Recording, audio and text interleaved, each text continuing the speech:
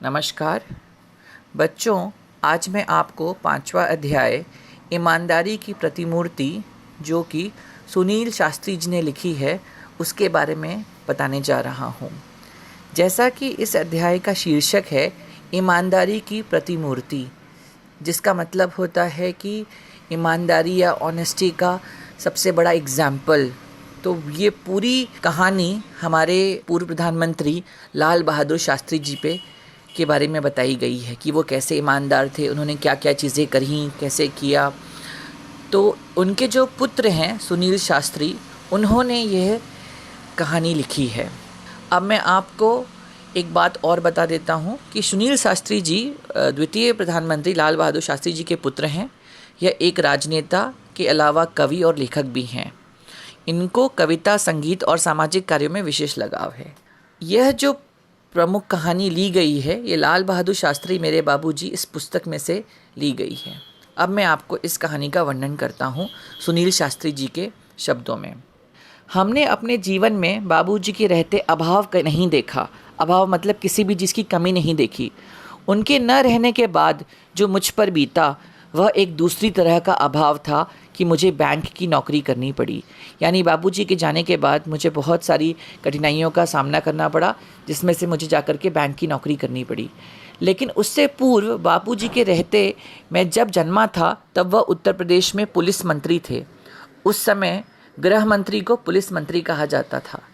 इसलिए मैंने हमेशा कल्पना किया करता था कि हमारे पास ये छोटी गाड़ी नहीं, बड़ी आलीशान गाड़ी होनी चाहिए। बाबूजी प्रधानमंत्री हुए तो वहाँ जो गाड़ी थी वह थी इम्पाला शेवरलेट। उसे देख देख कर बड़ा जी करता था कि मौका मिले और मैं उसे चलाऊं। प्रधानमंत्री का लड़का था, कोई मामूली बात नहीं थी। सोचते विचारते कल्पना की उड़ान भरते एक दिन मौका मिल गया। धीरे धीरे हिम्मत भी खुल गई थी ऑर्डर देने की। हमने बाबूजी के निजी सचिव से कहा, सहाय साहब ज़रा ड्राइवर से कहिए इम्पाला लेकर रेसिडेंस की तरफ आएँ। यानी कि हमने बाबूजी के जो सेक्रेटरी हैं उनको बोला, निजी सचिव मतलब पर्सनल सेक्रेटरी जिनका नाम था सहाय साहब, उनको बोला कि आप ड्राइवर को लेके घर की तरफ गाड़ी लेकर के भेज दीजिए। 2 मिनट में गाड़ी आकर दरवाजे पर लग गई। अनिल भैया ने कहा, मैं तो इसे चलाऊंगा नहीं, तुम ही चलाओ।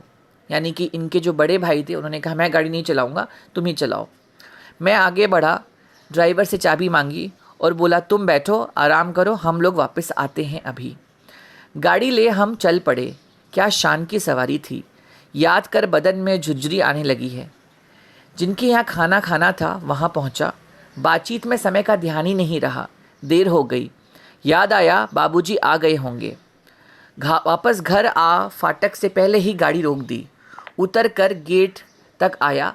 संतरी को हदायत दी। संतरी मतलब जो बंदा गेट खोलता है उसको संतरी बोला उन्होंने। संतरी को हदायत दी, यह सल्यूट वल्यूट नहीं, बस धीरे से गेट खोलना। क्यों धीरे से गेट खोलना?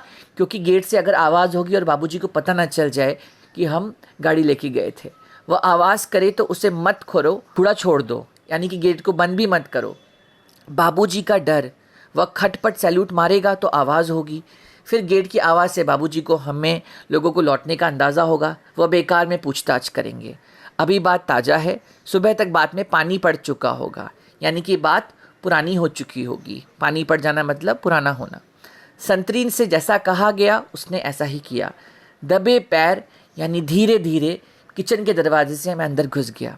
जाते ही अम्मा मिली। मैंने पूछा, बाबूजी आ गए? कुछ पूछा तो नहीं? वो बोली, हाँ आ गए। पूछा था मैंने बता दिया। आगे कुछ कहने की हिम्मत नहीं पड़ी। यह जानने सुनने की कि बाबूजी ने क्या कहा। फिर हिदायत दी, सुबह किसी को कमरे में मत भेजिएगा। बस ये कह दिया। रात देर हो गई थी, सुबह देर तक सोना होगा, यह सोचा हमने। सुबह 5:30 पौने 6 बजे किसी ने दरवाज़ा खटखटाया। नींद टूटी। मैंने बड़ी तेज़ आवाज़ में कहा, देर रात आया हूँ, सोना चाहता हूँ, सोने दो। यह सोचकर कि कोई नौकर चाय लेकर आया होगा जगाने, लेकिन दरवाजे पे फिर दस्तक पड़ी। झुंझुलाता जोर से बिगड़ने के मूड में दरवाजे की तरफ बड़बड़ाता हुआ दरवाज़ा खोला और पाया कि बाबूजी खड़े हैं। हमें कुछ न सूझा। माफ़ी मांगी, बेध्यानी में बात कह गया हूँ। वे बोले, कोई बात नहीं, आओ आओ, हम लोग साथ में चाय पीते हैं। हमने कहा, ठीक है। बस जल्दी जल्दी हाथ मुंह धो चाय के टेबल पर जा पहुंचा। लगा उन्होंने सारी राम कहानी मालूम है, पर उन्होंने कोई तर्क नहीं किया, न कुछ जाहिर होने दिया। यानी कि उन्हें पता था कि मैंने ऑफिस की जो गाड़ी है उसे बुला के एक पर्सनल यूज़ के लिए लेके गया हूँ। कुछ देर चाय पीने के बाद बोले, अम्मा ने कहा, तुम लोग आ गए हो, पर तुम कहते हो रात बड़ी देर से आए, कहाँ चले गए थे? हमने जवाब दिया, हाँ बाबूजी, एक जगह खाने पर चले गए थे। उन्होंने आगे प्रश्न किया, लेकिन खाने पर गए तो कैसे? जब मैं आया तो फिएट गाड़ी गेट पर खड़ी थी। फिएट यानी कि इनकी पर्सनल कार थी हमारी। गए कैसे? कहना पड़ा, हम इम्पाला शेवरलेट लेकर गए थे। बोले, ओह, तो आप लोगों को बड़ी गाड़ी चलाने का शौक़ है। बाबूजी खुद इम्पाला का प्रयोग ना के बराबर करते थे और वह किसी भी स्टेट गेस्ट के आने पर ही निकलती थी। यानी कोई दूसरे देश का प्रधानमंत्री या कोई आता था तभी उस गाड़ी का उपयोग होता था। उनकी बात सुन मैंने अनिल भैया की तरफ आंख से इशारा किया। मैं समझ गया था कि यह इशारा इजाज़त का है, अब हम उसका आए दिन प्रयोग कर सकते हैं। उनकी बात सुनकर उनको लगता है बापूजी अब हमेशा हमें गाड़ी अलाउ कर देंगे। चाय ख़त्म कर उन्होंने कहा, सुनील ज़रा ड्राइवर को बुला दीजिए। मैं ड्राइवर को बुला लाया। उनसे उन्होंने पूछा, तुम लॉग बुक रखते हो ना? लॉग बुक मतलब जिसमें कितना गाड़ी कितनी चली वो सब होता है। उसमें उन्होंने हाँ का उत्तर दिया। उन्होंने आगे कहा, एंट्री करते हो? कल गाड़ी इन लोगों ने कितनी चलाई? वो ड्राइवर बोला, 14 किलोमीटर। उन्होंने हदायत दी, उसमें लिख दो 14 किलोमीटर निजी उपयोग। यानी कि यह 14 किलोमीटर पर्सनल यूज़ के लिए था। तब भी उनकी बात हमारी समझ में ना आई। फिर उन्होंने अम्मा को बुलाने के लिए कहा। अम्मा जी के आने पर बोले, साहब से कहना 60 पैसा प्रति किलोमीटर के हिसाब से पैसा जमा करवा दें। यानी कि जो 14 किलोमीटर गाड़ी चलाई इन्होंने, उस टाइम जो 60 पैसा हुआ करता था वो बहुत बड़ी वैल्यू थी। 60 पैसा 1 किलोमीटर के हिसाब से पैसे को जमा करवा दो। यानी कि देश का प्रधानमंत्री यह कह रहा है कि अगर उनके बच्चों ने कोई गाड़ी यूज़ करी पर्सनल यूज़ के लिए तो वो उसका भी पैसे का हिसाब रखेंगे और वैसा उसका भी पैसा जमा करवाएंगे। इतना जो उनका कहना था कि हम और अनिल भैया वहाँ रुक ना सके। जो रुलाई छूटी या जो रोना आया वह कमरे में भागकर पहुँचने के बाद भी काफ़ी देर तक बंद न हुआ। दोनों ही जन देर देर तक फूट कर रोते रहे। आपसे यह बात शान की तरह नहीं कह रहा हूँ, पर इसलिए कि ये बातें अब हमारे लिए आदर्श बन गई हैं। सक्रिय राजनीति में आने पर सरकारी पद के बाद क्या उसका पद पाने के बाद क्या उसका दुरुपयोग करने की हिम्मत मुझ में हो सकती है? नहीं। आप ही सोचिए, मेरे बच्चे कहते हैं कि पापा आप हमें साइकिल से भेजते हैं, पानी बरसने पर रिक्शे में स्कूल भेजते हैं, पर कितने ही दूसरे लोग लड़के सरकारी गाड़ी में आते हैं। वे छोटे हैं, उन्हें कलेजा चीरकर नहीं बता सकता। समझाने की कोशिश करता हूँ, जानता हूँ मेरा यह समझाना कितना कठिन है, फिर भी समय होने पर कभी कभी अपनी गाड़ी से छोड़ देता हूँ। अपना सरकारी ओहदा छोड़कर आया हूँ और आपके साथ यह सब फिर जिक्र का तनिक ताज़ा और नया महसूस करना चाहता हूँ। कोशिश करता हूँ नींव को पुनः संजोना संवारना कि मेरे मन का महल आज की इस तूफ़ानी झंझावत में खड़ा रह सके। इस लाइन का मतलब ये है कि बच्चों को ये समझाना कि वो क्यों वो गाड़ी यूज़ नहीं कर रहे हैं सरकारी गाड़ी, और जो बच्चे चाहते हैं हम उन्हें क्यों साइकिल में भेज रहे हैं। इन दोनों के बीच में एक कश्मकश है या एक डिफ़िकल्टी है, एक तूफ़ानी झंझावत। मतलब उनको लग रहा है कि हमें अपने प्रिंसिपल्स को फॉलो करना चाहिए। तो ये जो पूरी कहानी है प्रिंसिपल्स पे है कि अगर कोई सरकारी चीज़ मिली है इसका मतलब ये नहीं है हम उसका दुरुपयोग करें। याद आते हैं बचपन के वो हसीन दिन, वे पल जो मैंने बाबूजी के साथ बिताए।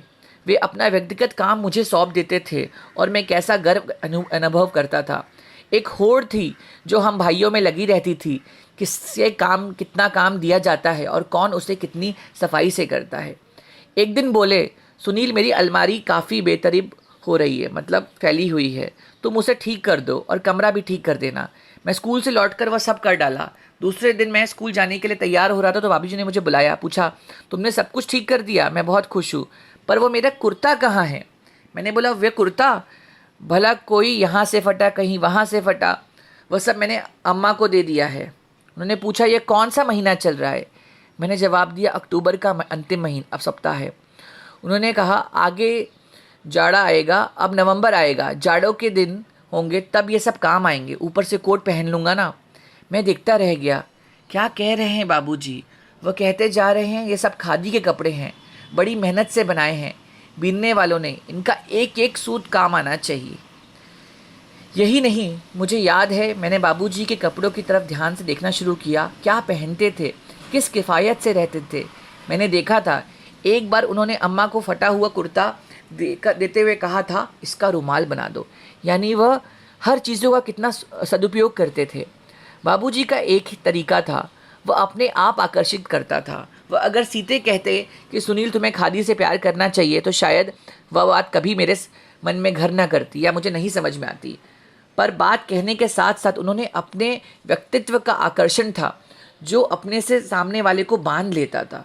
वह स्वतः यानी खुद उन पर अपना सब कुछ निछावर करने पर उतारू हो जाता था। यानी कि वो अपने एग्जाम्पल से सामने वाले को समझाते थे, वो खुद भी उस चीज़ को फॉलो करते थे।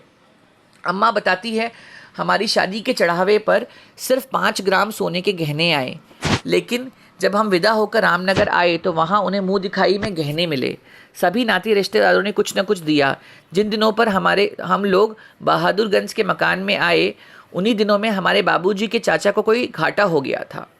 किसी तरह से बाकी का रुपया देने की जिम्मेदारी हम पर आन पड़ी। बात क्या थी, उसकी ठीक से जानकारी लेने की ज़रूरत हमने नहीं सोची और न इस बारे में कभी पूछताछ की। एक दिन तुम्हारे बाबूजी ने दुनिया की मुसीबतों और मनुष्य की मजबूरियों को समझाते हुए जब हमसे गहने की मांग की, तो क्षण भर के लिए हमें कुछ वैसा लगा और गहने देने में तनिक हिचकिचाहट महसूस हुई, पर यह सोचा कि उनकी प्रसन्नता में हमें हमारी खुशी है। हमने गहने दे दिए। यानी कि जब लाल बहादुर शास्त्री की जो पत्नी है, उनसे गहने मांगे उन्होंने, वो किस लिए, जब उनके जो चाचा हैं, उनकी कोई घाटा हो गया था, उसकी भरपाई करने के लिए जब ये गहने दिए, तो उनकी बीवी ने भी वो गहने दे दिए। थोड़ा दुख हुआ इनिशियली, बट फिर दे दिया। केवल टीका, नथनी, बिछिया रख लिया, क्योंकि वो सुहाग की निशानी थी। उस दिन तो उन्होंने कुछ नहीं कहा, पर दूसरे दिन वे अपनी पीड़ा ना रोक सके। कहने लगे, तुम जब मिर्ज़ापुर आओगी और लोग गहने के संबंध में पूछेंगे तो क्या कहोगी? हम मुस्कुराए और कहा, उसकी चिंता आप न करिए, हमने बहाना सोच लिया है। हम कह देंगे कि गांधी जी के कहने के अनुसार हमने गहना पहनना छोड़ दिया, इस पर कोई शंका भी नहीं करेगा। तुम्हारे बाबूजी तनिक देर चुप रहे, फिर बोले, तुम्हें यहाँ बहुत तकलीफ़ है, इसे मैं अच्छी तरह समझता हूँ। तुम्हारा विवाह बहुत अच्छे सुखी परिवार में हो सकता था, लेकिन अब जैसा है वैसा है। तुम्हें आराम देना तो दूर रहा, तुम्हारे बदन के सारे गहने उतरवा लिए। इस पर अम्मा बोली, पर जो असली गहना है वह तो है। असली गहना यानी कि लाल बहादुर शास्त्री जी। हमें बस वही चाहिए। आप उन गहनों की चिंता ना करें, समय आने पर वह फिर बन जाएंगे। सदा ऐसे दिन थोड़ी ही रहेंगे, दुख सुख तो सदा ही लगा रहता है। यह कहानी थी लाल बहादुर शास्त्री मेरे बाबूजी से। धन्यवाद।